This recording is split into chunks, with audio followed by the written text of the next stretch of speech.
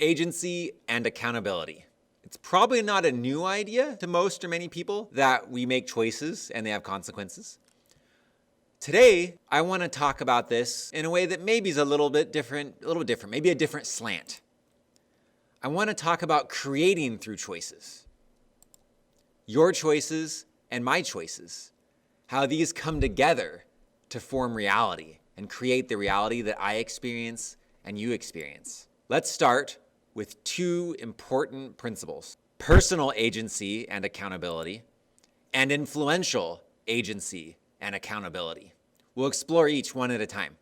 First, personal. If I accept personal agency and accountability, then I accept and believe that I can make choices that change the course of my life.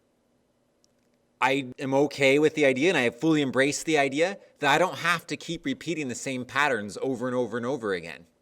I can make choices that change the direction of where I'm going and that change my circumstances. Also, I accept that my choices have consequences, desirable and undesirable, in my own life. Also, if I accept personal agency and accountability, I respect other people's ability to make their own choices. This is a big deal. It can be really tempting, especially when either we really care about someone or when we have a lot to gain from it, for us to try to manipulate people or coerce people into making a certain choice. Or maybe we send the message that we're going to withhold love from someone because of a choice that they will make. If we can avoid doing that, we'll really earn people's respect and trust, and people will really value the fact that we respect their ability to make their own choices. That's a powerful thing. Influential agency and accountability. If I accept this principle, then I accept that my choices have consequences, desirable and undesirable, in the lives of others. Other people's choices have consequences, desirable and undesirable, in my life. There's things I can't control in my life because of other people's choices. I don't remember ever choosing who my parents are, and the way my parents raised me has a lot to do with who I am. That's something I can't control. We could think of it like a river. Influential agency and accountability is like a river with a current that represents everyone else's choices and how they're affecting me. And then my choices are like going left or right down the river to avoid rocks or whatever. But swimming backwards of the river or trying to stop the river probably isn't going to work because other people's choices are happening, right? Influential agency and accountability and personal agency and accountability are both affecting. And let's look deeper at how that works. So we have both these principles, right? And when we put them together, it creates an intersection point between them, right here. Now, in this point is the place of creation. This is where our lives are created, our quote-unquote fate comes about here, who we are is created here, how we live is created here. Where personal and influential agency and accountability meet is where all of reality for myself and for society comes to be. And this is a really cool idea. We can avoid two pitfalls. One pitfall is the bootstrap pitfall that says that anyone can lift themselves up by the bootstrap, and no matter what, they can just be successful. It's like everyone lives in a vacuum and they just got to choose success. Well, that doesn't actually play out in real life, because when we try to do that sometimes, circumstances beyond our control and other people's choices stop us from being successful the way we want to be. Influential agency and accountability could be taken to an extreme called fatalism, which is where we say we can't control anything.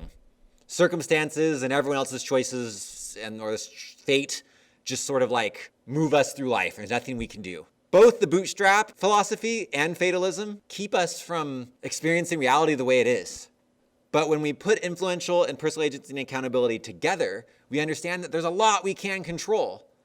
But we also can't control other people's choices. And so we run with that. And we understand that we control a lot of other people's lives, and that's a big responsibility.